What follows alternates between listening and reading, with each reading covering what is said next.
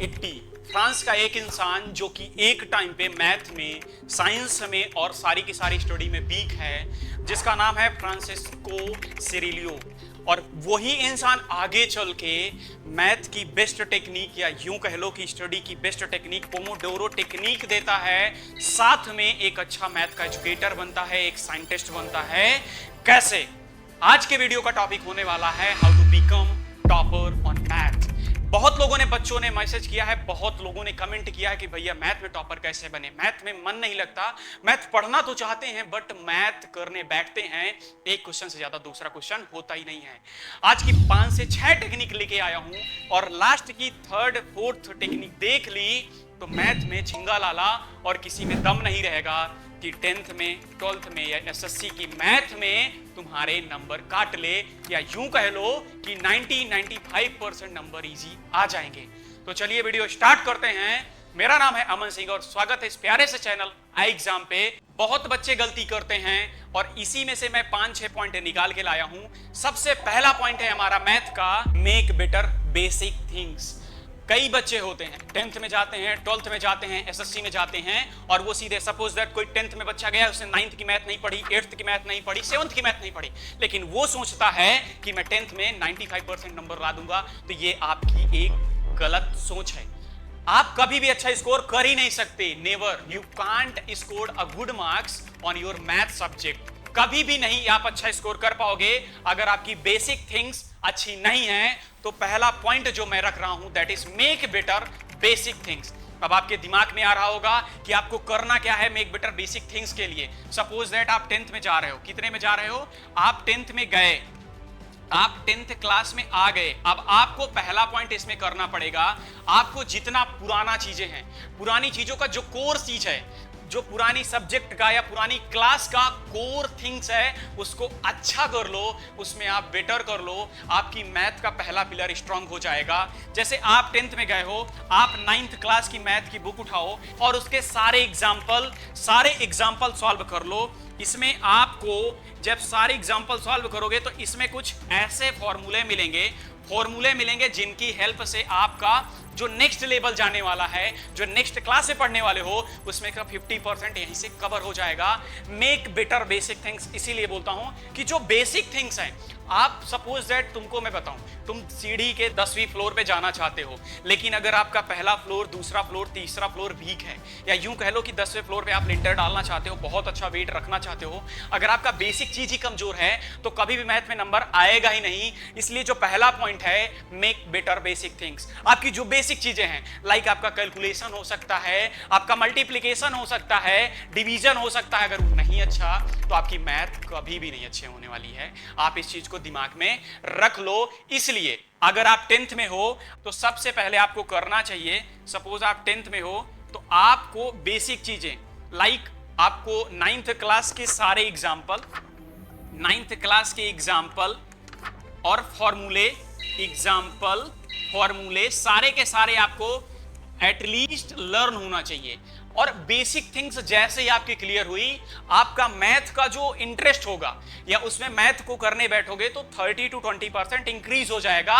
ये पहला पॉइंट था, मेक बेटर बेसिक थिंग्स। दूसरा पॉइंट है जो कि सबसे इंपॉर्टेंट तो नहीं कहूंगा, बट अगर आपने इसको कर डाला तो मैथ में 40% स्कोर आराम से हो जाएगा, सिर्फ इसके दम पे, जो कि है लर्न ऑल फॉर्मूला। सपोज आप 10th में गए हो, 11th में गए हो, 12th में गए हो, आप चाह तो रहे हो कि मैं बहुत अच्छा स्कोर करूं। सपोज मैं एक क्वेश्चन लिखा, मैंने लिख दिया साइन 90 प्लस 30, अब इसकी वैल्यू बताओ। बट अगर आपको साइन 90 वैल्यू ही नहीं पता कि साइन 90 की वैल्यू क्या होगी या साइन 45 की वैल्यू क्या होती है, तो आप कभी भी इस चीज को सॉल्व नहीं कर पाओगे। तो इसलिए इसके लिए आपको सारे के सारे जो प्रीवियस फॉर्मूले हैं आप उनको याद करो। अब याद करने के लिए पीछे भी एक रीजन है। सपोज आप क्वेश्चन लिख रहे हो, अब कुछ बच्चे रहते हैं, कुछ बच्चे बैठ जाते हैं, मैथ के फॉर्मूले को ही लर्न करने लगते हैं। Never do this. कभी ये मत करो कि मैथ की बुक लो और फॉर्मूले रटने के लिए बैठो। आप जब भी क्वेश्चन करो, आप उससे रिलेटेड फॉर्मूला है उसके नीचे लिखो। सपोज दैट मैं एक क्वेश्चन लिख रहा हूं, क्वेश्चन कुछ ऐसा है, साइन 45 प्लस 15, इसको सॉल्व करो। अब कुछ बच्चे रहेंगे कि ये फॉर्मूला, जैसे इसमें फॉर्मूला हमारा कौन सा पुट होगा, इसमें फॉर्मूला हमारा लगेगा साइन a प्लस बी का फॉर्मूला हमारा लग रहा है। कुछ बच्चे गलती ये करते हैं, कुछ बच्चे गलती ये करेंगे कि इसको रटेंगे, बट आप एक बार देख लो, लेकिन जब आप सॉल्व करने बैठो तो उसके नीचे उससे फॉर्मूला लिखते जाओ। जैसे कि ये क्वेश्चन था, तो सबसे पहले आप एक प्यारा सा डब्बा बनाओ, उसमें लिखो साइन a प्लस बी का फॉर्मूला होता है sine a into cos B plus cos a into sine B. अब ये जब कोई भी क्वेश्चन करने बैठो उसके नीचे आप फॉर्मूला लिखो, देन फिर से ये वैल्यू यहां पे पुट करो, और आप देखोगे कि आपको फॉर्मूले याद भी हो जाएंगे, मैथ में आप स्ट्रांग भी हो जाओगे, और आपको ज्यादा टाइम या यूं कह लो कि फॉर्मूले रटने की जरूरत भी नहीं पड़ेगी। तो दूसरा पॉइंट है लर्न ऑल फॉर्मूला। तीसरा पॉइंट जो कि सबसे इंपॉर्टेंट माना जाता है, that is improve your calculation. अब आपने फॉर्मूला भी अच्छा कर लिया, बेसिक थिंग्स भी अच्छी कर ली, बट अगर आपका कैलकुलेशन बहुत वीक है तो आप जब भी पेपर में बैठोगे आपका नंबर बहुत घटिया आने वाला है, प्रॉमिस बोल रहा हूं। क्यों? रीजन ये रहता है, मैथ ऐसा नहीं होता किसी बच्चे को नहीं आती, मैथ सारे बच्चों को आ रही होती है। मैटर ये करता है कि कोई बच्चा 40 क्वेश्चन 2 आवर में कर लेता है। सपोज दैट कोई बच्चा है 40 क्वेश्चन 2 आवर में कंप्लीट कर लेता है, बट कुछ बच्चे ऐसे होते हैं जिनको 40 क्वेश्चन करने में कम से कम 3 to 4 आवर लग जाता है, 3 hour to 4 hour लग जाता है। तो इसके लिए आपको इंप्रूव करने के लिए क्या जरूरत पड़ेगा? Improve your calculation. अब आप अपने कैलकुलेशन को कैसे अच्छा करोगे मैं बताता हूं। यहां पे आपको करना क्या है, अगर आपको कुछ नहीं करना, सबसे पहले तो 20 तक की टेबल एटलीस्ट आपको आनी चाहिए, 20 तक की टेबल आनी चाहिए। देन एसएससी कर रहे हो, अगर एसएससी की प्रिपरेशन कर रहे हो तो आप लोग 1 to 20 square root, square and square root याद कर डालो।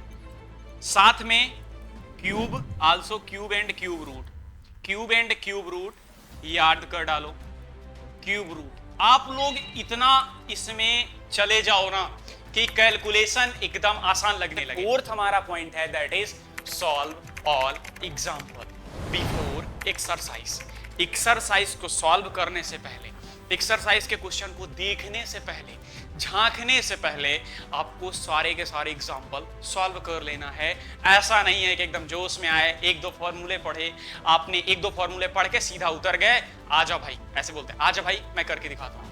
लेकिन जैसे आप एक दो क्वेश्चन करोगे आपकी बत्ती गुल हो जाएगी। जैसे मैं अपने बच्चे पढ़ाता हूं तो मैं इनको बोलता हूं, और वो ओवर कॉन्फिडेंस में कभी कभी बोल देते हैं और बोल देते हैं कि हाँ मैं कर लूंगा सर, लेकिन जब क्वेश्चन दो, एक क्वेश्चन कर लेगा, दो क्वेश्चन कर लेगा, बट उसके बाद बहुत डाउन हो जाता है। उसके बाद मैं समझाया कि आपको पहले सारे एग्जाम्पल सॉल्व करने, और जब एग्जाम्पल सॉल्व कर लेता है तो मैथ अच्छा होने लगता है। अब एग्जाम्पल सॉल्व करने की भी एक टेक्निक होती है।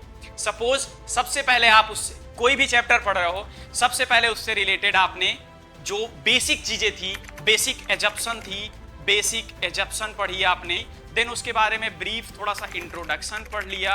क्या पढ़ लिया? इंट्रोडक्शन पढ़ लिया।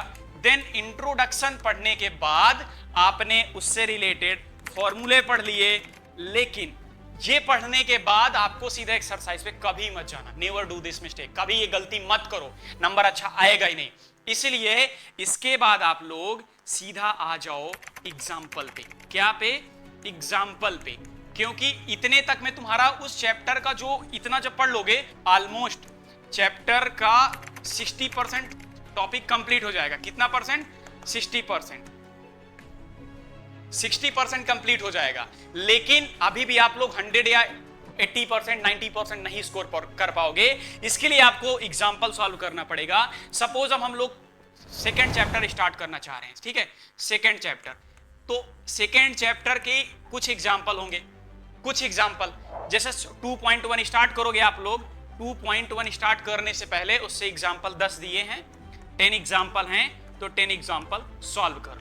और 10 एग्जाम्पल जैसे ही आप लोग सॉल्व करोगे ना गाइस, बिलीव मी, आप लोग विश्वास करो, आप लोग ये जो 60% था, अब आप लोग आराम से इजीली, कोई में दम नहीं है कि वो तुमको 90% क्वेश्चन ना बनाने में हेल्प करें।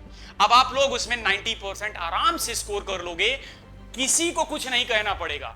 कितने परसेंट? 90%। फिर देखो क्या जाता है मैथ में रिजल्ट, और यहां से जो सबसे अच्छी चीज निकलेगी ना, वो रहेगा तुम्हारा कॉन्फिडेंस, क्योंकि एक क्वेश्चन बनेगा तो दूसरा बनेगा, कहोगे वाह यार ये तो एग्जाम्पल में था, और यहां से तुम्हारा टाइम भी अच्छा हो जाएगा मैथ के लिए। मैथ में तुम टाइम देने लगोगे, जो तुम्हारे आर है ना, स्टडी आर हैं, वो बढ़ने लगेंगे मैथ के लिए। तो चौथा पॉइंट था जो हमारा सॉल्व ऑल एग्जाम्पल। तो पांचवा पॉइंट इसलिए सबसे इंपॉर्टेंट है, जो कि बहुत बच्चे मिस्टेक करते हैं। क्वेश्चन आ रहा होता है बट फिर भी भूल जाते हैं, क्योंकि ये गलती कर देते हैं जो तुम्हें नहीं करनी। तो पांचवा पॉइंट आपका माना जाता है that is don't skip any step. अब चाहे वो यूपी बोर्ड हो, सीबीएसई बोर्ड हो, आईसीएसई बोर्ड हो, जो बोर्ड हो, या फिर वो एसएससी की तैयारी कर रहा हो, आपको मैथ सॉल्व करते हुए कभी भी कोई भी स्टेप स्किप नहीं करना। Never guys, never do this. आपका कॉन्फिडेंस डाउन होगा तो होगा, साथ में आपका एकदम पूरा का पूरा भाजी पाला हो जाएगा क्वेश्चन करते हुए, और आप लोग कभी भी उसमें ना तो कॉन्फिडेंट फील कर पाओगे और ना ही सॉल्व करने के लिए बैठोगे। तो ये गलती कभी आप लोग मत करना कि कोई भी स्टेप स्किप करो। तो अब बताता हूं कैसे।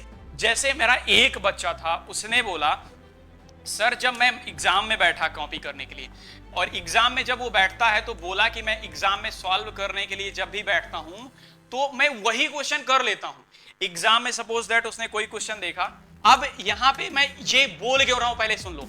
कोई भी इंसान, सपोज आप 10th में पढ़ रहे हो, जैसे मैं बच्चे पढ़ाता हूं 12th के, मैं पढ़ चुका हूं, मैं आईटी की प्रिपरेशन कर चुका हूं, तो मुझे इतना पता है, आइडिया है कि मैं कैसे चीजों को स्किप कर सकता हूं, क्योंकि मैं वो चीजें फेस करके आ चुका हूं ना, मेरे को एक तरीके से चीजें लर्न हो गई हैं। बट अगर आप फ्रेशर हो, आप नए हो उस चीज में, आप 10th में हो और 10th की मैथ का स्किप करने लगे स्टेप, तो हो चुका ना भाई। जैसे तुम नए नवेले खाना बनाने पे आ रहे हो और तुम ही कह रहे हो कि इकट्ठा ही पानी डाल दिए तो आटा गीला हो जाएगा। एक वो इंसान जो एक्सपीरियंस्ड है, जो अच्छे एक्सपीरियंस लेके बैठा है, वो तो इकट्ठा पानी डाल देगा, तो आइडिया लगा लेगा हाँ इतना पानी डालना है। बट अगर आपने कर दिया, आप पहली बार जा रहे हो और पहली बार ही उसमें इकट्ठा पानी डाल दिए, तो आपका एक्सपीरियंस बहुत गंदा होगा और चीजें गड़बड़ हो सकती हैं। इसलिए कोई भी स्टेप स्किप नहीं करना, आपको पूरी की पूरी मैथ एक स्टेप से लेके चलनी है। तो ये 5 पॉइंट थे, इनको अप्लाई करके देखो, और उसके बाद अगर वीडियो पसंद ना आए तो मुझे कमेंट करके बता देना। लेकिन इन 5 से 6 तरीकों को अप्लाई करके आप मैथ में टॉपर बन सकते हो, जैसे कि मैं बना हूं। तो चलिए मिलते हैं अगले वीडियो में, तब तक के लिए जय हिंद, जय भारत।